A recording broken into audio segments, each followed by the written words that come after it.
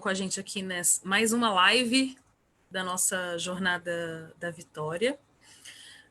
Quero agradecer a participação de todos, em especial ao Dr. Galupo, que aceitou esse convite, e vou falar um pouquinho sobre as nossas regras. O Dr. Galupo vai fazer uma introdução ao tema. Vocês podem pedir para... Eu já estou com algumas perguntas aqui, que eu vou fazer logo no início da nossa conversa, e logo vocês podem se inscrevendo para fazer as perguntas, eu vou passando a palavra para vocês, que aí a gente tem uma live mais interativa do que vocês irem escrevendo e eu ir passando as perguntas para ele. Então, a nossa previsão é até 8 horas. É isso, doutor Galupo? Sim. Então, até às 8, então vamos aproveitar a disponibilidade do nosso especialista aqui em direito eleitoral. Desejo uma boa live para todos e aproveitem para tirar todas as suas dúvidas. Boa noite. Posso falar já? Boa noite a todos. Em primeiro lugar, quero agradecer o convite aí da Fundação Astrogildo Pereira, especialmente ao diretor-geral, Luiz Carlos Azedo, e ao professor Marcos Marrafon, que é o coordenador acadêmico aí da Jornada da Vitória, pelo convite para estar aqui hoje participando desta live com vocês. Vamos direto ao assunto aí, porque o nosso tempo realmente é curto e o assunto é bastante extenso. Vocês, acredito, assistiram, né, o vídeo que eu mandei, nós preparamos alguns dias atrás, fazendo, na verdade, um voo panorâmico, vamos dizer assim, sobre a legislação eleitoral, sobre aquilo que vocês precisam, de um modo muito superficial, terem conhecimento, terem capacitação, para que possam fazer a campanha de forma mais segura, tratando essa questão da legislação eleitoral de uma forma mais profissional, mais eficiente, para que isso não seja um motivo de preocupação na sua campanha. Pois bem, quando aquele vídeo foi gravado, há cerca de um mês, nós ainda estávamos naquela discussão sobre se haveria ou não a mudança do calendário eleitoral. E por que isso? Porque, diante da pandemia, começaram a surgir várias especulações, já lá no mês de março, se seria possível que as eleições efetivamente ocorressem no ano de 2020, ou pelo menos no prazo que a Constituição determina, na data que a Constituição determina, melhor dizendo, que era o primeiro domingo de outubro, dia 4 de outubro. Com o avançar da pandemia e, enfim, o aumento da crise sanitária, foi necessário efetivamente aprovar a emenda constitucional, que foi aprovada há poucos dias, a emenda constitucional número 107, ela foi publicada no Diário Oficial da União no dia 3 de julho, designando uma nova data para as eleições. Agora, as eleições não serão mais no dia 4 de outubro, como vocês sabem, será no dia 15 de novembro, em primeiro turno, e no dia 29 de novembro, em segundo turno. Notem que aí já vemos uma diferença, porque no calendário normal, o primeiro turno ocorre no primeiro domingo do mês de outubro e o segundo turno no último domingo. De acordo com o ano, esse intervalo costuma ser de no mínimo 3 semanas, em alguns casos, em alguns anos, chega a 4 semanas. Nós teremos uma campanha, um período, na verdade, entre o primeiro e o segundo turno de apenas 2 semanas. Pois bem, em função dessa alteração, o Congresso Nacional aprovou também uma mudança no calendário eleitoral. Essa mudança no calendário eleitoral, ela estabeleceu várias datas para aqueles eventos que têm data pré-fixada na legislação eleitoral. Vejam vocês que a legislação, ela prevê que existem alguns eventos que são fixados, cuja data é pré-estabelecida. Por exemplo, o período de convenções, a data do registro da candidatura, o período de campanha eleitoral, tudo isso, a legislação fixa uma data, estabelece o dia que vai começar. Existem outros eventos que a lei não estabelece uma data. Estabelece, na verdade, um prazo de antecedência considerada a data das eleições. Diante disso, o Congresso Nacional se debruçou sobre isso e, então, estabeleceu um novo calendário eleitoral. De um modo geral, muito superficialmente, eu cito aqui alguns exemplos, alguns eventos, né? As convenções serão realizadas entre os dias 31 de agosto e 16 de setembro. Até o dia 26 de setembro, data limite, é a data para o partido registrar os candidatos.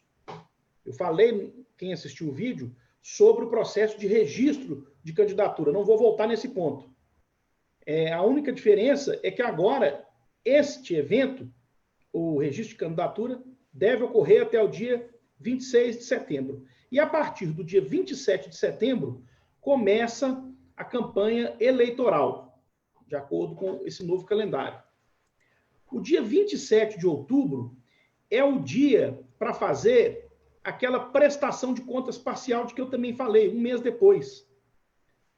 Com o envio à Justiça Eleitoral do relatório de receitas e de gastos realizados até aquela data, 30 dias depois do início da campanha eleitoral.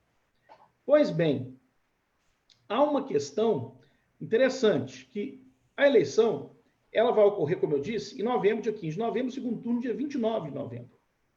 Portanto, 42 dias depois. E aí, há um impacto disso na questão da prestação de contas. A lei estabelece, atualmente, que o candidato não pode ser diplomado se a prestação de contas dele não tiver sido julgada até a data da diplomação. Não significa necessariamente que a prestação de contas precisa ter sido aprovada, mas ao menos julgada ela precisa ter sido para que o candidato eleito possa ser diplomado. Então, diante disso, considerando que as eleições iam ocorrer em segundo turno, dia 29 de outubro, precisou se estabelecer uma nova data também para a apresentação da prestação de contas, porque, de acordo com a lei, o que ocorre nos anos normais, não é o caso desse ano, essa prestação de contas ela é apresentada 30 dias após a eleição. Então, no caso dos candidatos que disputaram o primeiro turno, ela é apresentada logo nos primeiros dias de novembro, e aí dá tempo de ser julgada até meados de dezembro, que é quando ocorre a diplomação. O que aconteceu agora? Com essa eleição ocorrendo dia 29 de novembro em segundo turno, 15 de novembro em primeiro turno, não seria possível você estabelecer essa regra que só seria diplomado depois do julgamento da prestação de contas, porque teria que encaminhar a prestação de contas à Justiça Eleitoral, analisar a prestação de contas, pode ser requerido diligências, pode ser requerido diligências, enfim, esclarecimentos para que o candidato complemente a sua prestação de contas, e diante disso, inexoravelmente, não seria possível julgar antes a tempo hábil da posse. A posse foi mantida para o dia 1º de janeiro de 2021. E aí, o que se estabeleceu, então? A data da prestação de contas para candidatos eleitos, seja no primeiro, seja no segundo turno, é a mesma, dia 15 de dezembro. Na verdade, mesmo para os que não foram eleitos, a data de apresentação da prestação de contas é o dia 15 de dezembro. E aí acontece o seguinte, a diplomação, ela vai ocorrer, se não me engano, até dia 18 de dezembro. E a prestação de contas, então, ela vai ser apresentada até o dia 15 de dezembro, a diplomação vai ocorrer dia 18, independente do julgamento da prestação de contas, claro, ela vai ter sido apresentada dia 15 de dezembro, não vai ter tempo de ter sido julgado até 3 dias depois. Em função disso, o que a emenda constitucional estabeleceu? Que o julgamento da prestação de contas pode ocorrer até o mês de janeiro de 2021, precisamente fevereiro, até o dia 12 de fevereiro de 2021. Ou seja, o candidato vai ser eleito esse ano, excepcionalmente, não é assim que acontece. Eleito ou não eleito, ele vai tomar posse, se ele for eleito, no dia 1º de janeiro, só que a prestação de contas dele pode ser julgada pelo juiz eleitoral em primeira instância até o dia 12 de fevereiro, ou seja, 42 dias depois da posse, 43 dias depois. Né? E a ação para impugnar o mandato, considerando irregularidade de gastos e que tenha sido identificado na prestação de contas, pode ser proposta essa ação até o dia 1º de março. De um modo geral, esses são os novos prazos. Existem também aquela questão, como eu falava no começo, dos prazos que são fixados de acordo com a data da eleição. Esses, o que a PEC fez? Se aplica à nova data. Então, existem alguns eventos que a lei determina que deve ocorrer 3 meses antes das eleições. Então, se as eleições agora é dia 15 de novembro, aplica-se os 3 meses em relação à nova data, que é o dia 15 de novembro. Ou seja, para esses eventos, a data passa a ser o dia 15 de março. Um exemplo muito claro é a desincompatibilização dos servidores públicos que vão disputar as eleições. Foi, portanto, postergado. Na verdade, dia 15 de março, dia 15 de agosto, eles já precisam estar desincompatibilizados. A data correta da desincompatibilização é até o dia 14 de agosto, porque a lei exige que ela tenha ocorrido no mínimo 3 meses antes. Pois bem, basicamente, esses são os pontos que foram tratados na emenda constitucional. Nós vamos ter uma eleição absolutamente atípica neste ano, porque nós sabemos que, em função das restrições impostas pelo isolamento, em função, inclusive, da pandemia e da possibilidade de contágio, a gente já pode antever uma eleição sem muitas atividades de rua, sem campanha de rua, sem reuniões, sem comícios, sem passeatas. Outro dia eu estava lendo no jornal, muitos partidos já estão resolvidos a não abrir comitê. Claro, para que vai ter um comitê de campanha se não pode as pessoas estarem ali? Então, com isso, a gente sabe que isso vai favorecer muito os candidatos digitais, os candidatos que ainda estão no paradigma analógico, eles serão, evidentemente, prejudicados. Ou então vão ter que se adaptar, porque as eleições a gente pode prever que vai ser basicamente por meio de redes sociais, por meio da internet, e onde tem televisão, poderá ter também a televisão para os candidatos a prefeito, candidatos a vereador. Eu expliquei naquele dia, lá no vídeo que vocês assistiram, que imagino que todos tenham assistido, mas quem não assistiu, a propaganda eleitoral no rádio e na televisão, não existe mais aquele programa em bloco para vereador, apenas para prefeito. Para os candidatos a vereador, o que existe é uma reserva de 40% das inserções ao longo da programação, que são aqueles pequenos comerciais de 30 segundos que vão no intervalo da programação normal das emissoras de televisão e de rádio também. Bom, então, fixadas essas premissas iniciais, né, eu vou passar a palavra aí de novo para a Patrícia, para que possamos aí abrir para perguntas, para que vocês possam, enfim, apresentar as perguntas. Patrícia? Oi, estou aqui. Então, assim, durante a semana, se vocês quiserem ir anotando as perguntas e mandando pelos monitores, eles reúnem e a gente já tem perguntas para a próxima semana, né? Pergunta da Thelma de Montes Claros. Os pagamentos dos honorários advocatícios e de contabilidade poderão ser usados o dinheiro do fundo de campanha? O partido arca com essas despesas para os pré-candidatos? Boa noite, Thelma. Falando aí da cidade que é administrada pelo Cidadania, pelo prefeito Humberto Souto, meu amigo.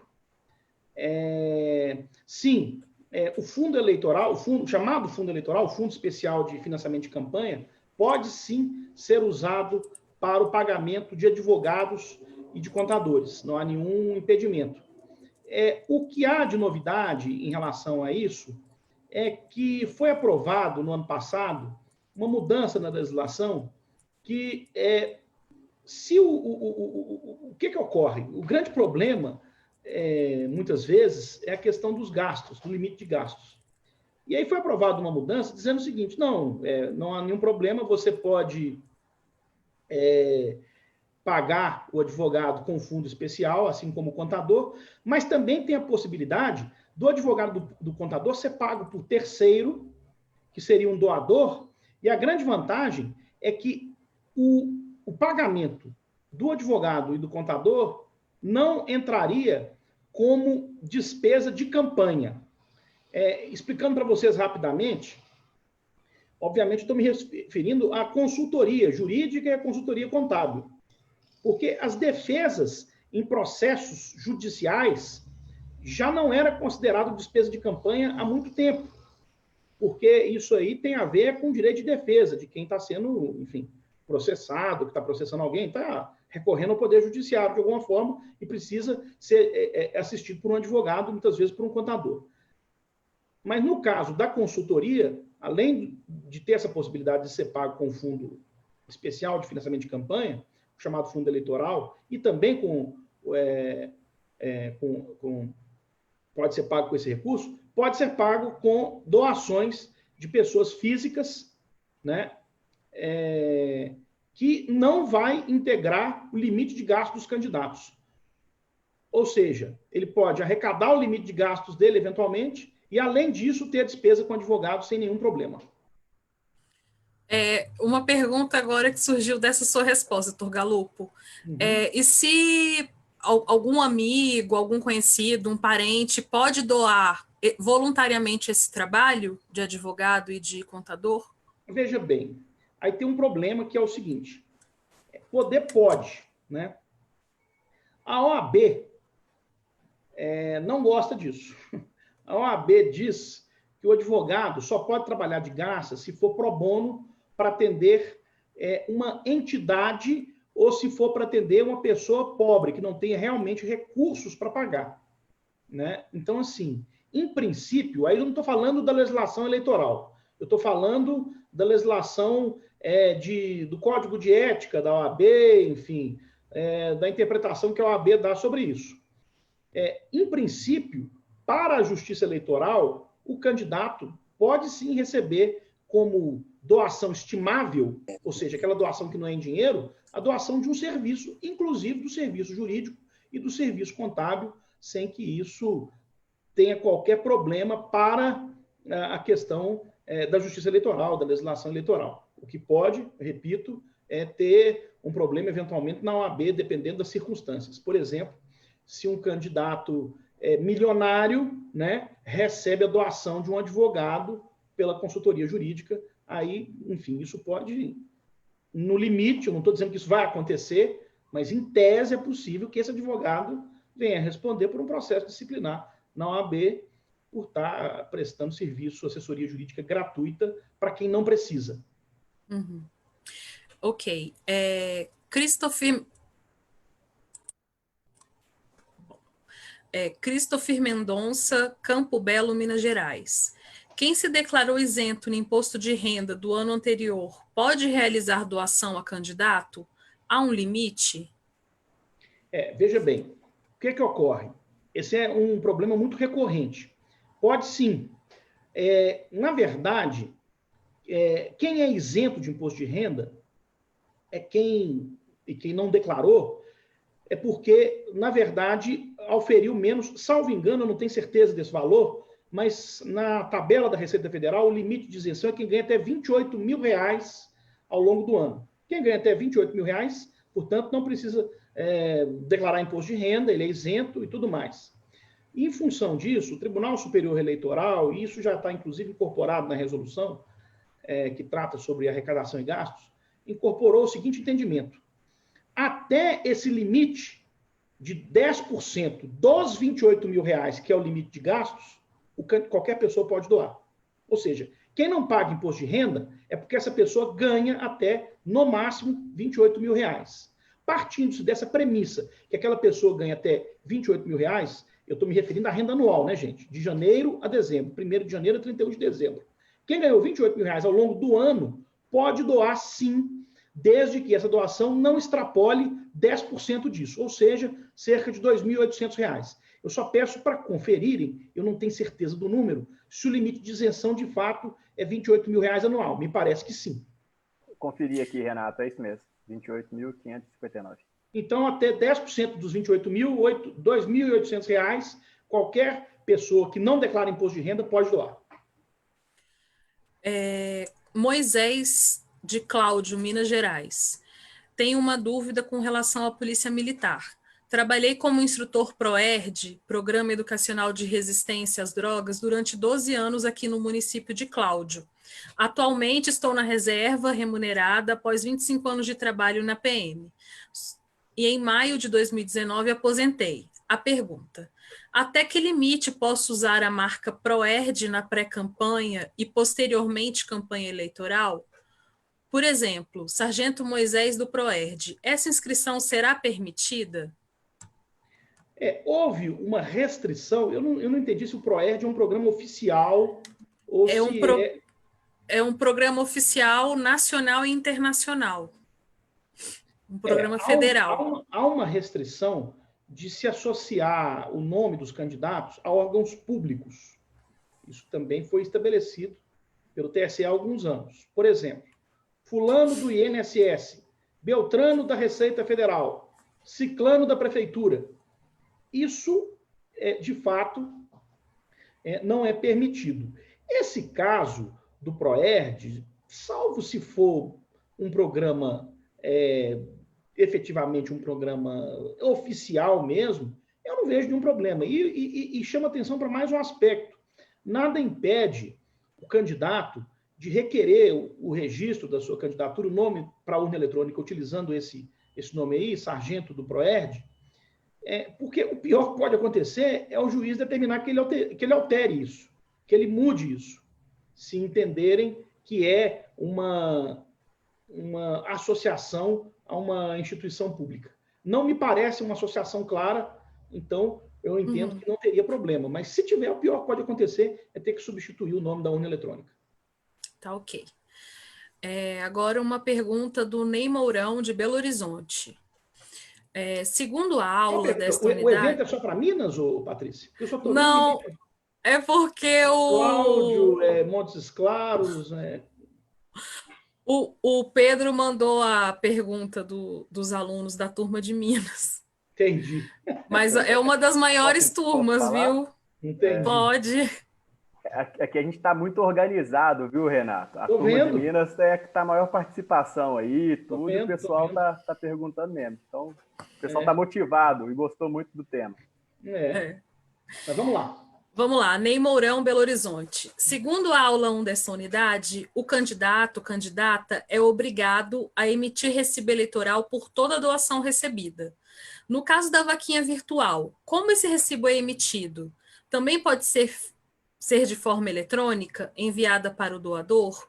Como é este documento? Existe disponível algum modelo padrão? Houve uma mudança nisso aí, que é o seguinte.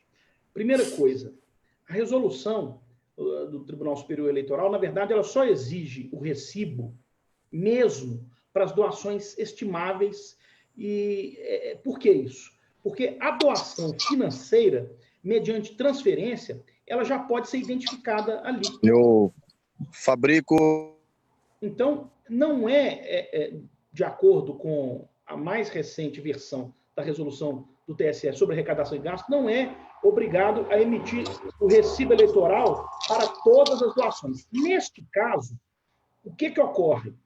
O recibo, na verdade, a empresa do crowdfunding é quem vai emitir, ela tem um relatório e ela vai emitir,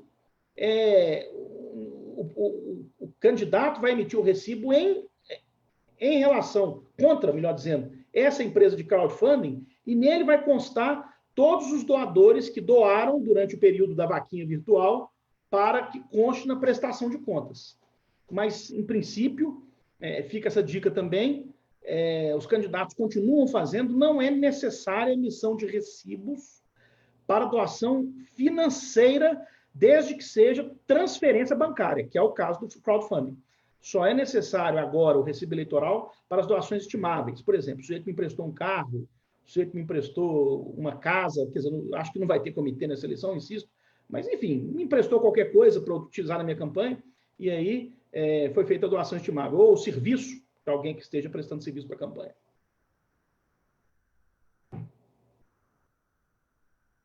Não estou te ouvindo. Patrícia, não estou te ouvindo. Pronto. Agora sim.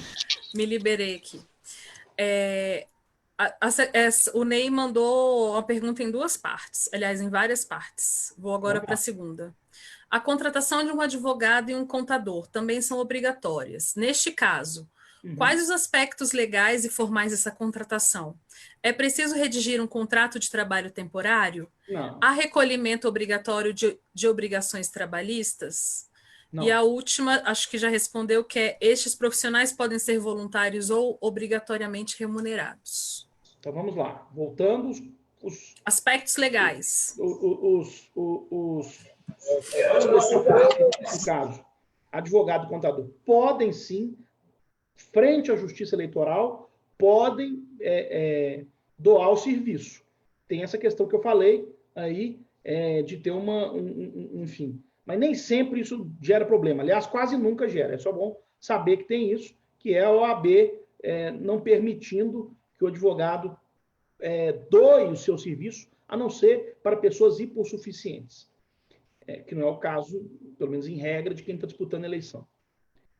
Segunda coisa, não é necessário obrigatoriamente um contrato escrito formal, mas é bom, é prudente que todas as contratações da campanha sejam documentadas. E a melhor forma de fazer isso, sem dúvida nenhuma, é fazer o contrato. Embora não seja obrigatório, é recomendável. E o terceiro aspecto nenhuma contratação para campanha eleitoral gera vínculo trabalhista.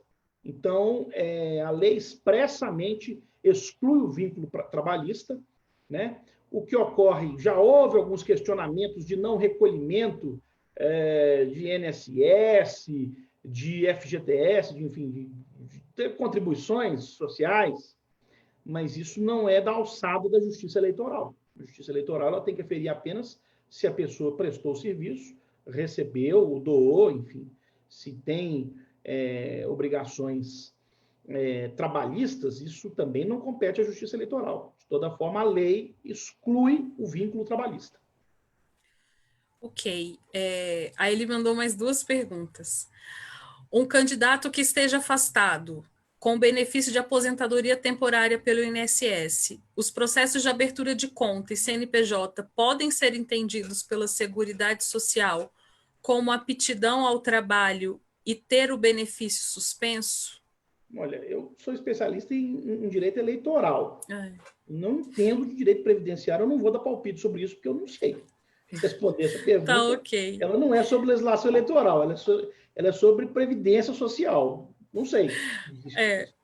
E sobre a abertura da conta, né, de campanha, tem regra específica para essa conta? Ela tem que ser corrente, poupança? É conta corrente. Temporária? É conta corrente. É importante o seguinte, o candidato, em princípio, é uma conta para receber os recursos próprios, isso é um detalhe importante. Muitas vezes é mais de uma conta, porque é uma conta para receber fundo eleitoral, uma outra conta se for receber o fundo partidário, uma terceira conta para administrar as doações de pessoas físicas e do crowdfunding. Ou seja, se ele for movimentar também recursos do fundo eleitoral e do fundo partidário, ele precisa também abrir uma conta específica para o fundo eleitoral e uma outra para o fundo partidário. Não pode haver mistura desses recursos. Então, você não pode misturar numa mesma conta, se você for receber recursos do Fundo Especial de Financiamento de Campanha, o chamado Fundo Eleitoral, você não pode misturar esses recursos na conta de doações privadas. Por quê? Porque isso compromete a transparência e dificulta o controle da Justiça Eleitoral sobre como foi gasto aquele dinheiro. Vamos lembrar, eu já falei isso naquela videoaula, que o Fundo Especial, o Fundo Eleitoral, assim chamado, são recursos públicos.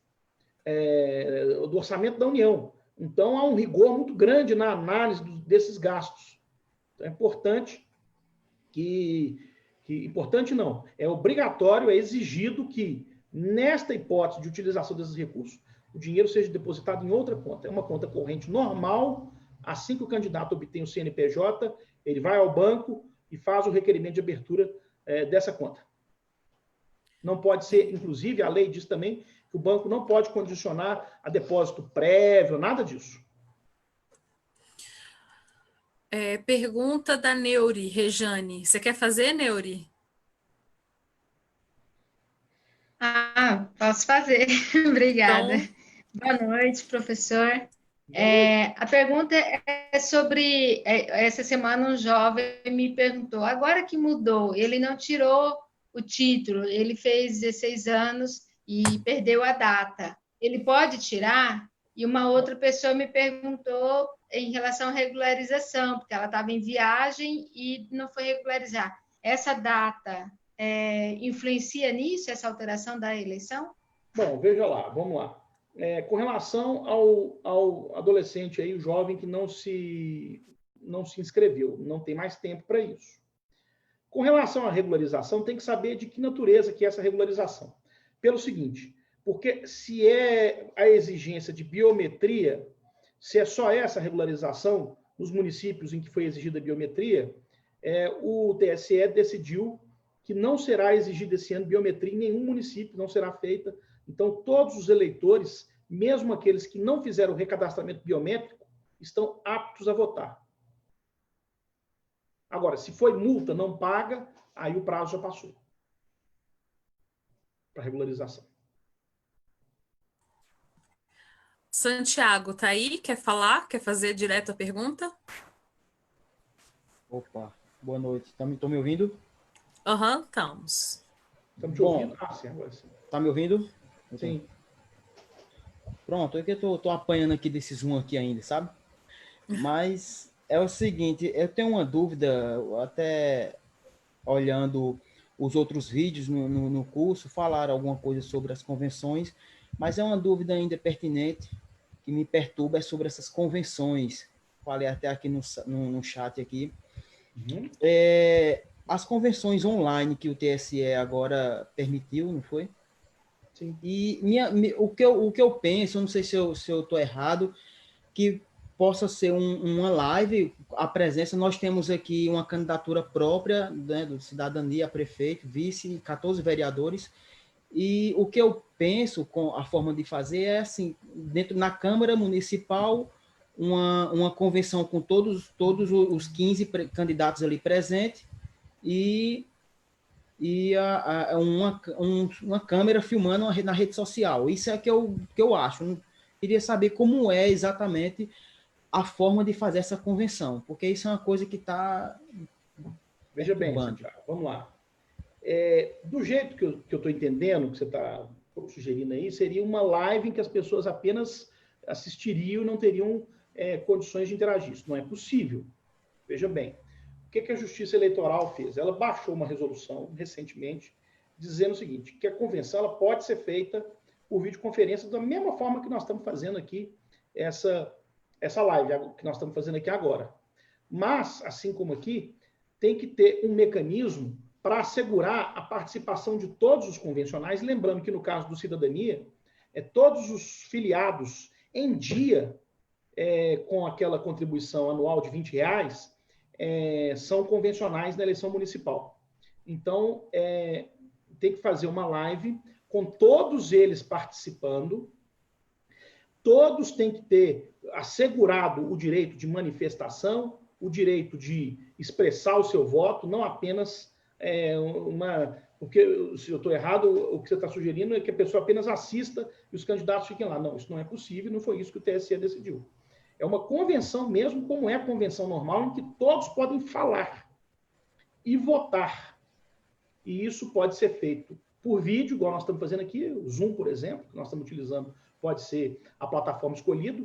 Cada município vai ter autonomia, cada partido, isso pode ser estabelecido nacionalmente. No caso do Cidadania, eu posso adiantar para vocês que está sendo preparada uma resolução dizendo que cada município isso vai ser discutido e votado amanhã na Executiva Nacional, mas cada município vai poder estabelecer a tecnologia. Um quer fazer pelo Zoom, o outro prefere aquele Google Meets, enfim. Só que tem uma coisa, a ata, propriamente, ela vai ser encaminhada para a Justiça Eleitoral pelo módulo externo do Candex. O que é isso? É o software da Justiça Eleitoral. A ata vai ser digitalizada ali, o delegado do partido tem acesso àquilo e vai mandar aquilo para a Justiça Eleitoral até no dia seguinte à convenção. Agora, a lista de presença, aí o TSE abriu várias possibilidades. Possibilidade número 1, esse vídeo tem que ser gravado e tem que ficar claro que todas as pessoas tiveram a oportunidade de se manifestar e de votar, né? Então, assim, se for possível fazer por vídeo, gravar e mandar esse vídeo gravado, está resolvido. Hipótese número 2, assinatura eletrônica, o que é um negócio mais complicado, porque cada um tem que ter um certificado digital. Isso, considerando que são todos os filiados, é um processo mais complexo, mas tudo bem, a Justiça Eleitoral abriu essa possibilidade também. E a possibilidade número 3, que é a que eu acho que todo mundo vai fazer, designar uma pessoa mais jovem, mais saudável, com todos os cuidados sanitários, com máscara, com luva, para ir atrás das pessoas, pegando a assinatura dos convencionais fisicamente. Pronto, é essa terceira que eu vou escolher mesmo. Porque, doutor, dê licença. Estão me ouvindo? Estou escutando. Estamos. Pronto, é porque assim, aqui eu estou falando. A maioria esmagadora vai fazer isso. Eu estou falando de um município pequeno. Eu estou falando um pequeno município onde são poucos os filiados, certo? São poucos os filiados. Fizemos uma nova onda de filiações agora, com essa mudança que teve no início do ano, mas são poucos os filiados. E aqui na Paraíba, e assim, eu vou optar por essa forma que eu acho mais fácil, certo? Mais fácil, que é a forma que a gente vai fazer, fez, né? Outros partidos em outros municípios, o pessoal fez a convenção assim, fez uma reunião com o pessoal lá, uma convenção, um congresso, né, vamos dizer assim, para eleger o diretório. E saíram de casa em casa pegando as assinaturas com as atas nas mãos, entendeu? E é exatamente que essa forma... Tem mais um detalhe, Santiago, importante, que é o seguinte. Veja bem, não é obrigatório que a convenção tem que ser virtual, não. E vou lembrar, elas vão começar dia 31 de agosto e vai até o dia 16 de setembro, se não me engano, que eu falei agora há pouco. Se até lá, no seu município, a situação estiver sob controle e você optar por fazer a convenção normal, presencial, nada te impede. Essa é uma faculdade, é uma possibilidade que o TSE abriu, mas que não é obrigatório. Cada um, dentro da sua responsabilidade, define como é que vai ser. Ok, obrigada, Santiago. Muito obrigado, me esclareceu. Priscila Pantoja, tá aí? Quer fazer a pergunta? Vou tocar aqui. Priscila Pantoja, de Porto Velho, Rondônia. Eu posso usar o nome do meu distrito no meu nome de candidata, igual Priscila de Calamã? Eu não vejo nenhum problema.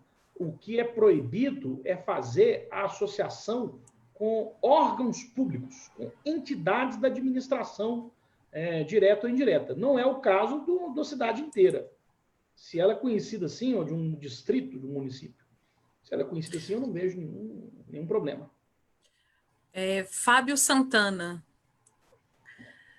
está perguntando se a irmã dele pode ser a contadora de São Paulo. Desde que ela seja legalmente habilitada, tenha o registro no Conselho Regional de Contabilidade, pode sim. Mesma coisa para o advogado, viu? Mesma coisa para o advogado. É só aqui de Piracaia, São Paulo, tá? Interior de São Paulo, região Bragantina. Isso, região Bragantina. Aqui. Oi, Fábio. Obrigado. Que saiu cortado aqui. Sim, tá bom, obrigado. Fran, tá aí?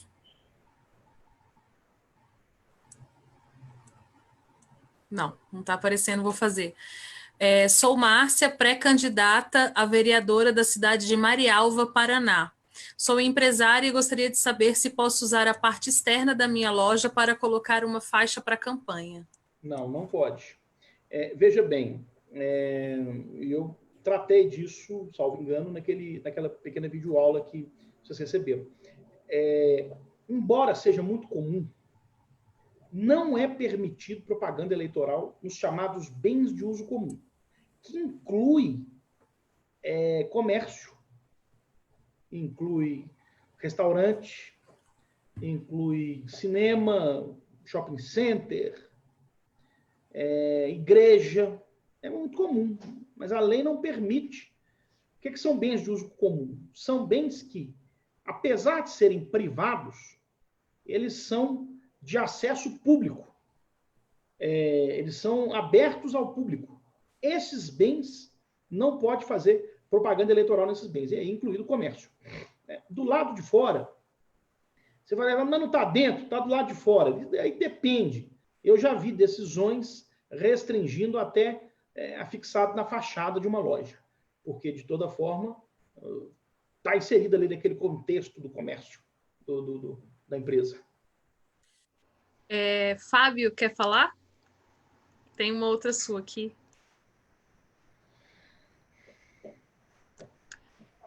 Sim. Você... Estão me ouvindo?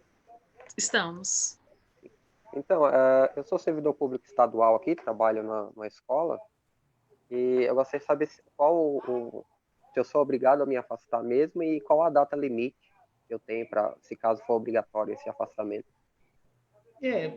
Acho que eu já falei, mas acho que é dia 14 de... Veja bem, agora, de acordo com a nova definição do novo calendário eleitoral, o período continua o período de 3 meses, considerando que a data é 15 de novembro, data das eleições, ficou, então, no dia 15 de agosto, você já precisa estar desincompatibilizado, afastado. Se você é funcionário público de carreira, você, inclusive, tem direito a receber o seu salário durante esse período de afastamento. Mas é obrigatório, doutor? É obrigatório. Obrigatório, né? É obrigatório. Ok, então, obrigado, viu? Obrigada, Fábio. Abraão Ferreira, tá aí? Sim. Falo aqui de Maceió, Alagoas. Bom dia a todos. Eu sou funcionário público dos Correios e atualmente eu fui transferido da capital para o interior e por motivo também da pandemia, eu não tive tempo, além de outros motivos, eu não tive tempo de transferir o meu domicílio eleitoral. Eu gostaria de concorrer a candidato a vereador aqui no município, no interior, onde atualmente eu estou morando. É possível? Não, o problema é que o domicílio eleitoral ele tem que ser obtido 6 meses antes da data das eleições. E mais, mesmo que tivesse jogado mais para frente ainda a eleição, nós estamos a 4 meses das eleições, a partir de hoje, ou seja, não teria mais tempo hábil, mas de qualquer forma foi estabelecido que os prazos já vencidos, e um deles é o prazo de domicílio eleitoral, já estão preclusos, ou seja, já estão fechados, eles não serão reabertos. Doutor, é que, salvo engano, a legislação fala sobre o funcionário público, e no caso do funcionário público mudando de endereço, ele pode usufruir desse benefício. É verdade ou eu estou enganado? Para fins eleitorais, não. Para outros fins, sim. Por exemplo, eu sei que é muito comum, inclusive, obter transferência do cônjuge, quando um obrigatoriamente tem que ir para outro lugar e a repartição do cônjuge também pode, mas para fins eleitorais, eu desconheço isso. Que eu saiba, você pode ter domicílio civil numa cidade e domicílio eleitoral em outra. Esse aqui é o problema. O conceito de domicílio eleitoral, ele não se confunde com o de domicílio civil. Você pode morar numa cidade e votar em outra. Então, a filiação, ela depende de uma declaração prévia do eleitor. E a simples mudança de domicílio funcional não implica mudança de domicílio eleitoral. Obrigado, doutor. Nada.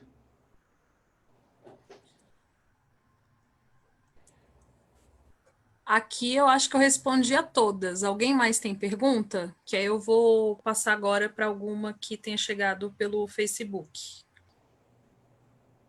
Eu gostaria de perguntar. Fique à vontade. Quem está falando e de onde? Boa noite a todos. Renato também, boa noite. Está sendo bem claro aí a sua live. Eu sou o Luiz Fernando, pré-candidato a vereador daqui da cidade de Varginha, Minas Gerais. E eu queria voltar um pouquinho atrás do que ele já falou, é a questão da abertura de conta, né? São contas específicas. Eu queria saber se eu usufruir de um gasto próprio, se eu vou poder transferir da minha conta para a conta do candidato, né? A conta que eu vou abrir. E se eu posso fazer de forma transferência ordenada da minha conta para a conta específica? Pode sim, pode não. Tem que fazer assim. Você não pode pegar o dinheiro da sua conta pessoa física e gastar diretamente. Se você vai comprar um santinho, se você vai botar gasolina no carro que está fazendo o trabalho da sua campanha, se você vai pagar uma pessoa que esteja trabalhando na sua campanha, você não pode fazer isso tirando o dinheiro da sua conta diretamente para a conta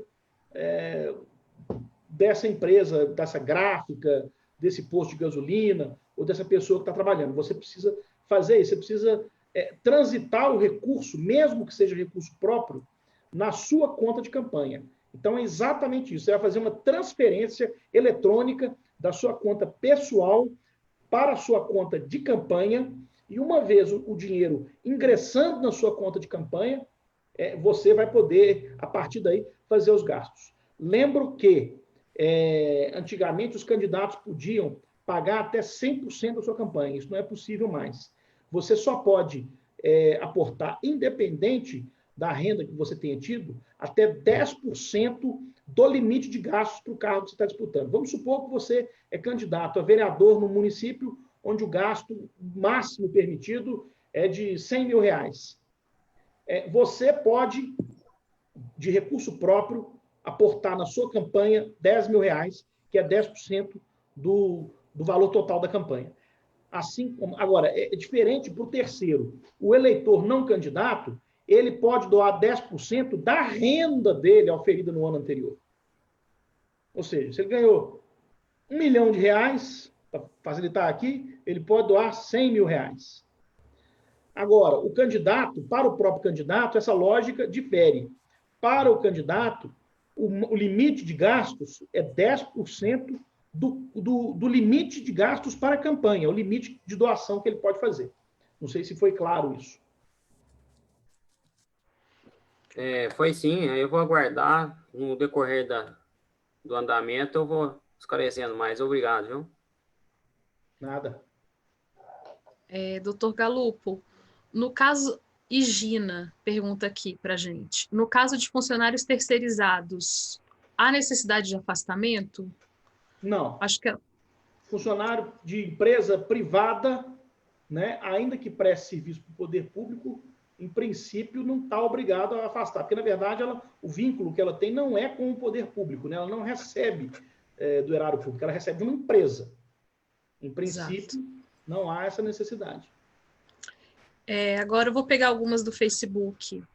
Eduardo Carlos, eu sou pré-candidato. Quando eu poderei ser considerado um candidato? Depois das convenções? Veja bem, a partir da convenção, o pré-candidato, ele, embora ainda não possa pedir voto, o pedido explícito de voto, ele pode ser feito apenas após o registro de candidatura, como eu expliquei naquele vídeo que vocês receberam.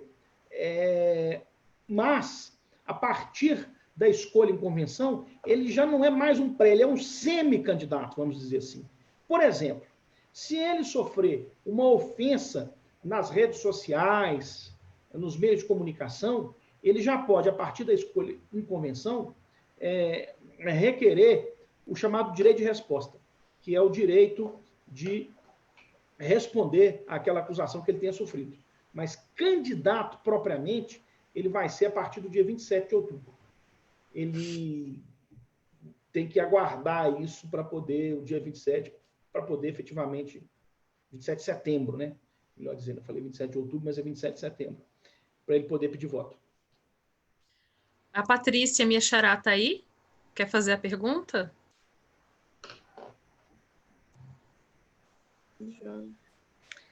Boa noite.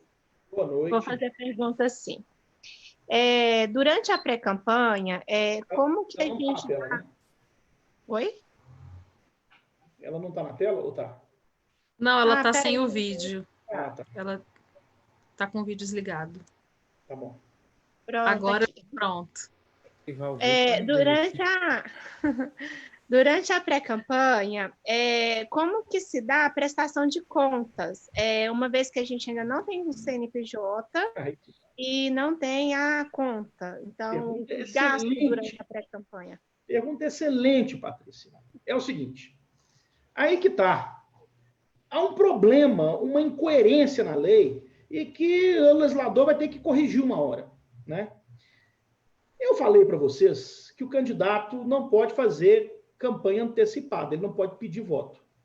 Houve um tempo em que a mera menção a uma candidatura já gerava para ele um processo de propaganda antecipada, muitas vezes ele recebia uma multa, porque tocou no assunto eleição antes. Isso mudou, a lei evoluiu e passou a permitir que o candidato anuncie essa condição de pré-candidato, essa intenção de se candidatar. Isso pode fazer. O problema é exatamente que a lei não prevê gastos na pré-campanha. Isso não está previsto. E vou dar aqui um exemplo público para vocês.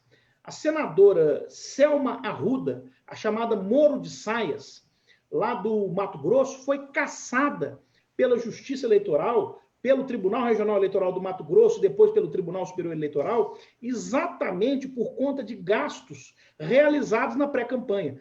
Obviamente que há uma questão de ponderação nisso. Abuso de poder exige gravidade. E no caso dela, o que aconteceu? Ela recebeu do cara que depois veio a ser o suplente dela R$1,5 milhão e gastou R$1,5 milhão na pré-campanha. É óbvio que nós não estamos falando disso, mas a rigor não é permitido fazer gasto nenhum na pré-campanha. Nós sabemos que isso é uma irrealidade, porque, por exemplo, eu oriento todo mundo que me consulta a não fazer o chamado link patrocinado na pré-campanha. Por quê? Porque o link patrocinado custa dinheiro. Então eu falo assim, você pode postar na sua rede social que você é pré-candidato sem impulsionar. Mas, no fundo, até a produção daquele post, algum custo teve. Se você vai visitar uma pessoa, você vai gastar gasolina do seu carro para você poder ir visitar essa pessoa para conversar sobre campanha. A gente vive um limbo jurídico exatamente porque a lei não trata disso. Como que fica a questão dos gastos na pré-campanha? Qual que é a orientação? Como não há uma regulamentação, como a lei não trata desse assunto, o que eu sugiro para todo mundo é moderação, muita moderação, gastos módicos, coisas baratas que não possa ser compreendido como um abuso de poder se amanhã você vier a ser eleito e isso gerar um processo judicial. Essa que é a questão. Né? É uma pergunta muito importante essa que você fez, e exatamente por não haver regulamentação, não há também qualquer contabilização de gastos na pré-campanha. O que acontece nos grandes centros, nos grandes municípios, eu não vi isso acontecer muito no interior ainda, é o partido fazer gastos em nome do candidato. Então, por exemplo, quer contratar uma pesquisa, o partido contrata a pesquisa e aí joga essa pesquisa assim, para uma coisa mais partidária, mas que no fundo está medindo também ali a predisposição de voto e tal, e aquilo é contabilizado pelo partido, porque o partido tem CNPJ constante. Aquilo é contabilizado pelo partido como gasto regular e vai entrar na prestação de contas anual, não está diretamente relacionado à campanha eleitoral, embora, no fundo, nós saibamos que sim, é voltado para a campanha eleitoral. Então, impulsionamento, o que eu sugiro aos candidatos? Obter uma doação, o próprio candidato doar para o partido dele, para a conta do partido, no período pré-eleitoral, e o partido fazer os gastos que forem precisos. Por exemplo, eu preciso impulsionar, faça isso pelo partido, que é muito mais seguro. É ótimo. Vou passar... Patrícia. Oi? Eu estava perguntando para a professora Xará se ela conseguiu compreender. Mas acho que sim, né? Acho que ficou claro. Mas você fez medo aí, viu? Dizer Santiago aqui. Dizer esses pequenos gastos, assim, pronto, a gente vai fazer uma visita tal, que pode causar algum problema, você fez medo aí. Não, veja bem, é o que eu estou dizendo. A Justiça Eleitoral, quando ela vai avaliar isso, é feito um juízo de proporcionalidade. Eu citei um exemplo extremo, que é o da juíza Selma Arruda. Eu não estou dizendo que alguém vai ser cassado, se for eleito, porque fez isso. Até porque uma visita é uma coisa baratinha e não tem como ser... Mas, a rigor, os pré-candidatos, assim chamados, eles vivem um limbo jurídico. Não existe esse conceito. O que é a pré-campanha? Ela não existe. Ela é um nada jurídico, entendeu? Esse que é o problema. Não existe contabilidade de pré-campanha. É isso que eu estou querendo dizer. Entendi. Professor, a minha pergunta, ela se deu em relação, que eu vi, acredito que ou nas aulas ou em algum outro treinamento, que quando a gente vai fazer o registro da candidatura, se a gente for fazer um site direcionado para a campanha, você já tem que apresentar aquele site. E aí você tem que fazer o registro do domínio, né? E isso gera um custo. Não, mas aí eu vou explicar. É o seguinte, a resolução permite os chamados gastos preparatórios. Após a convenção, você já pode contratar algum serviço, por exemplo, aluguel de comitê. Você pode contratar um site, entendeu? O problema é que o pagamento só pode ocorrer, ou seja, o contrato, ele tem que prever o pagamento posterior, o pagamento após o registro da candidatura, a obtenção do CNPJ e a abertura da conta de campanha. Antes disso, não é possível. Mas, sim, é possível fazer esses chamados gastos preparatórios. Aluguel de comitê é o mais comum dele, mas, por exemplo, esse aí é a criação de um domínio para poder hospedar o seu site de campanha. Muitas vezes, hoje em dia, não é nem necessário fazer isso, porque os candidatos não criam mais site de campanha. É raro ver isso. Todo mundo utiliza as redes sociais, o Facebook, o Instagram, o Twitter, e aí, quando você vai fazer o registro de candidatura, você coloca lá no registro de candidatura o endereçozinho do seu Instagram, a URL, né, como eles dizem, do seu Instagram, do seu Twitter ou do seu Facebook. Agora, se você for contratar um site, é possível fazer isso. Você contrata o serviço para que ele seja pago posteriormente ao registro. Doutor Galupo, agora já são 8h05. Podemos continuar mais um pouco. Eu tenho mais 4 perguntas aqui. Vamos embora. Alain Michel, do Cidadania de Macambira, em Sergipe, gostaria de saber se o partido pode lançar candidatura apenas de vereador. Pode. E ele também pergunta como é que funciona essa questão do CNPJ de candidato. É o seguinte, o CNPJ de candidato, ele é um CNPJ que é obtido junto à Receita Federal. A Receita Federal ela vai criar aí um link específico para abertura de CNPJ de candidatos, toda eleição eles criam, né? O seu contador, eu disse que todo mundo tem que ter um contador, vai conseguir obter CNPJ sem a menor dificuldade. É um CNPJ que vai estar vinculado ao seu CPF pessoal, e aí é feito o registro lá no site da Receita Federal e se obtém a inscrição no CNPJ sem burocracia, sem nenhuma dificuldade. Bruno Rocha pergunta, se o candidato estiver negativado, consegue abrir essas contas de campanha? Consegue. A lei prevê que o banco não pode opor, sob hipótese alguma, sob nenhuma alegação, a abertura dessas contas. Ainda sobre as contas, Joelma Rosala, é obrigatório movimentar estas contas porque é muito difícil confiar em um contador que você não conhece. Veja bem, o contador ele não vai movimentar a conta. O contador vai fazer a contabilidade da campanha.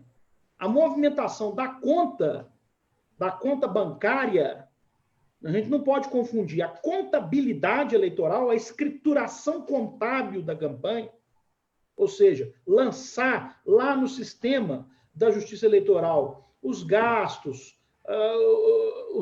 o que arrecadou, os recursos que entraram. Você não pode confundir isso. Isso é que o contador faz com a movimentação bancária. A movimentação bancária, quem faz é o próprio candidato, mas há também a possibilidade do candidato nomear um administrador financeiro.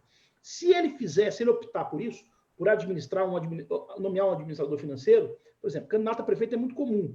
Candidato a prefeito tem uma agenda muito extensa, não tem tempo para nada, é campanha o dia inteiro, então ele nomeia uma pessoa, dá confiança dele para ser o administrador financeiro da campanha. Como é que é feito isso? É feito uma procuração por escritura pública no cartório, e aí, quando o contador for lançar a prestação de contas parcial, ele já vai informar no sistema da Justiça Eleitoral quem que é o advogado responsável, os dados dele, contador, e se tiver um administrador financeiro, isso também vai ser informado para a Justiça Eleitoral. De posse dessa procuração pública, ele pode abrir a conta no banco em nome do candidato, desde que tenha poderes para isso na procuração, né? Ele pode assinar os cheques, fazer os pagamentos, ele pode contratar serviços, ele pode assinar os contratos em nome do candidato. É possível, então, constituir um administrador financeiro que não se confunde com o contador. Embora também não seja impedido que o candidato opte para que o contador ou o advogado sejam, ao mesmo tempo, administrador financeiro da campanha. Isso é uma decisão do candidato. Isso o candidato entender que não quero administrador financeiro. Quem vai gerenciar meu dinheiro, quem vai assinar os contratos, quem vai assinar os cheques sou eu. Também não é obrigatório, é uma possibilidade que a lei abre, que a lei faculta para facilitar a vida dos candidatos, para que eles não tenham que perder tempo com essas burocracias de campanha. Eu vou fazer uma última pergunta aqui, se o pessoal que estiver na sala do Zoom tiver mais algum questionamento, porque as outras que tem aqui no Facebook já foram respondidas. Agora, na pré-campanha, posso contratar profissionais para atuar para o pré-candidato, como profissionais para gerenciar redes sociais, por exemplo? Volto na pergunta que a Patrícia, sua xará, fez. É um problema isso. Por quê? Porque, em função da ausência de regulamentação legislativa, a lei não prevê isso, a pré-campanha vive num limbo. A rigor, não. Você não pode contratar essa pessoa. Na prática, o que acontece? Todo mundo tem alguém que o ajuda, seja a gerenciar redes sociais, seja a produzir um post para poder disparar no WhatsApp, falando da pré-candidatura. Enfim, sempre, por mais modesta que a campanha seja, quase sempre tem alguém por trás ali. E o fato é que a lei deveria prever que o candidato, que o pré-candidato pode realizar algum gasto.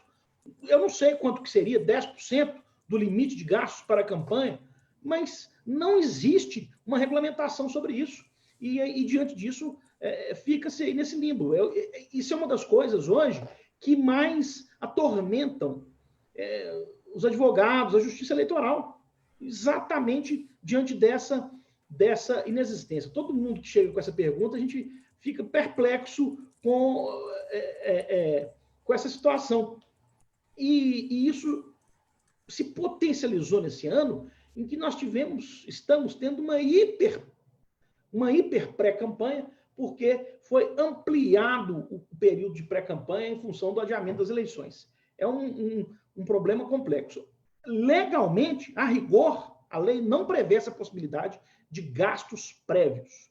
Mas a realidade, ela aponta em outra direção. Aponta que a realidade da vida, para poder ir na esquina ali, você gasta pelo menos sola de sapato. E tem o famoso ditado, não existe almoço grátis. E é exatamente isso, é uma situação de perplexidade mesmo, mas infelizmente nós não temos uma regulamentação legal sobre isso. É um limbo que a gente vive, por isso a recomendação é prudência, gastos módicos, gastos bem limitados, para que amanhã, se vier a ter uma representação, a justiça entenda que, dentro de um critério de proporcionalidade, não faz sentido caçar um candidato porque ele gastou R$5.000 na pré-campanha dele, um valor pequeno, um valor que não vai, que não seja uma coisa assintosa, uma coisa agressiva. Essa que é a orientação que a gente dá, um gasto bem moderado. Pessoal, estamos chegando aqui no final. Alguém tem mais alguma pergunta?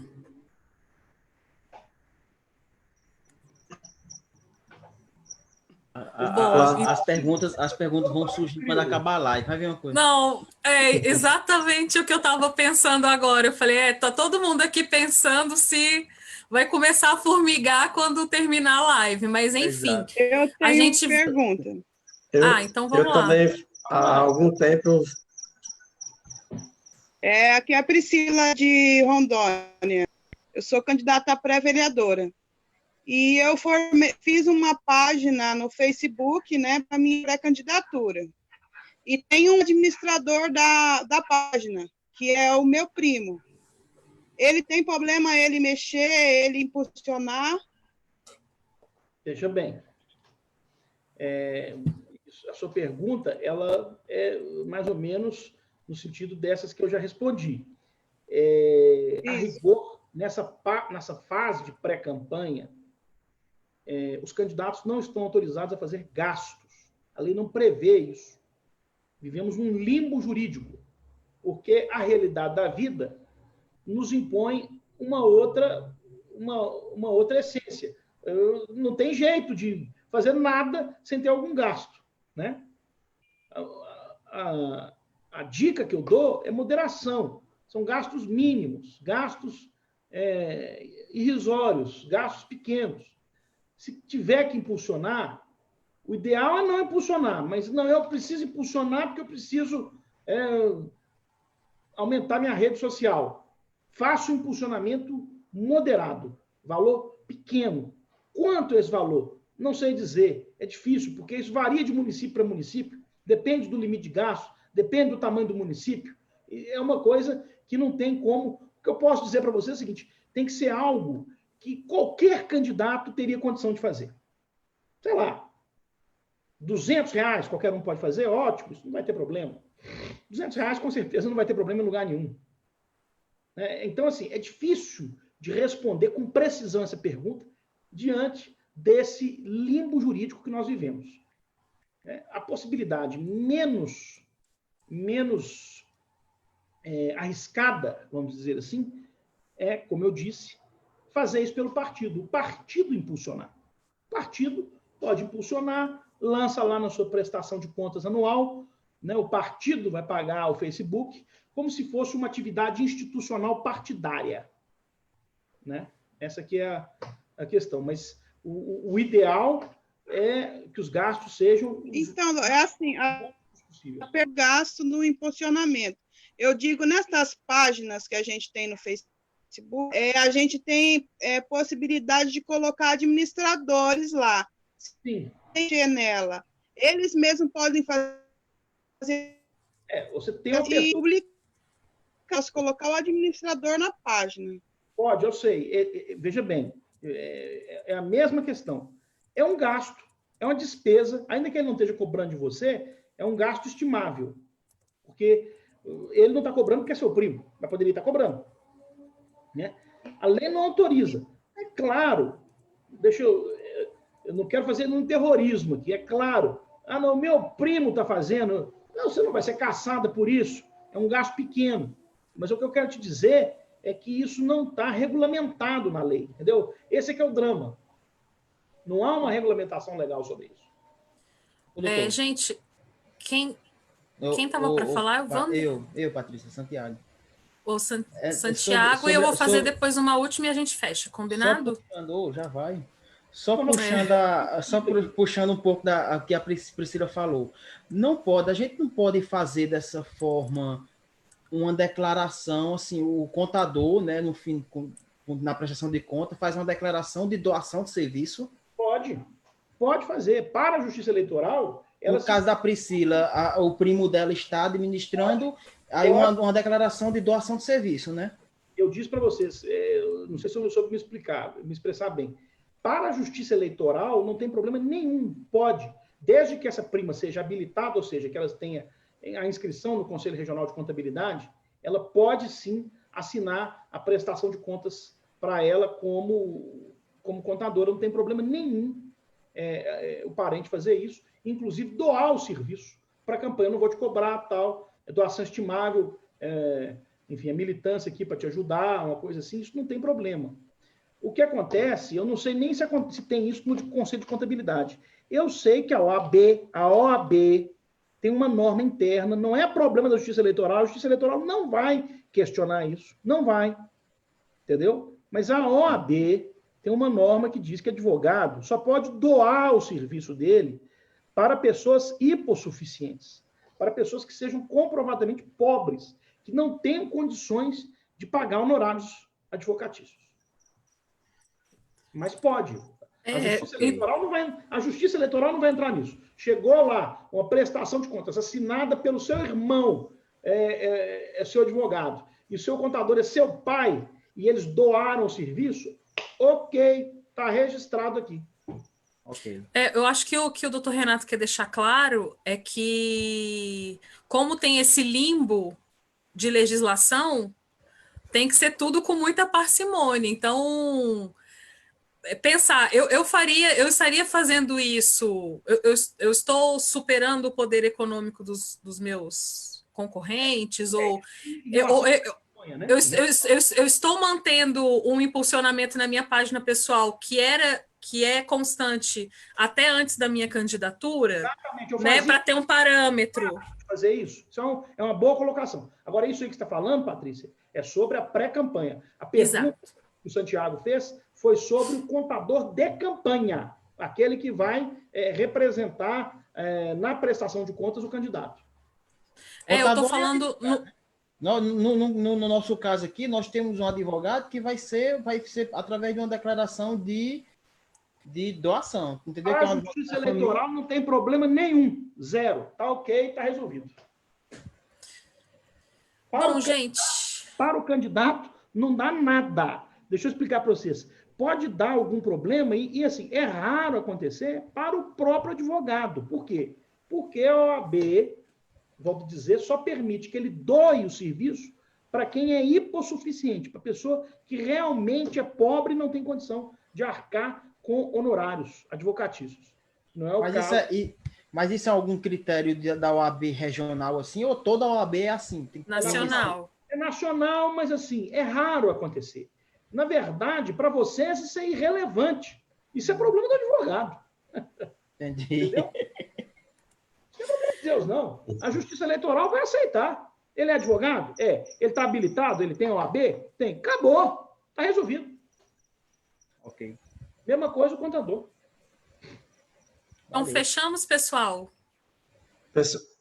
Só uma colocação. Vamos lá. Pode? Pode, Roberto.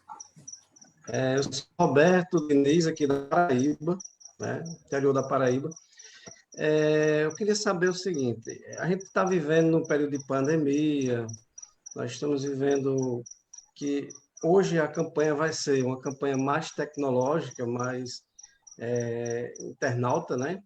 E em relação à questão das fake news, poderia, assim, fazer uma pequena explanação sobre os fake news, o que acarreta ao candidato, o que é que isso vai gerar ao candidato em relação ao fake news?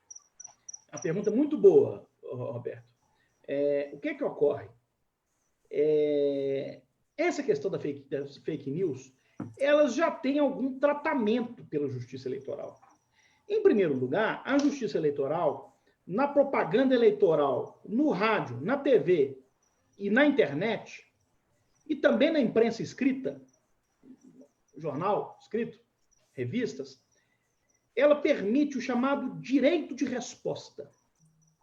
Então, se alguém fizer alguma ofensa a um candidato ou uma declaração sabidamente inverídica, né, este candidato ele tem o direito de pleitear o chamado direito de resposta.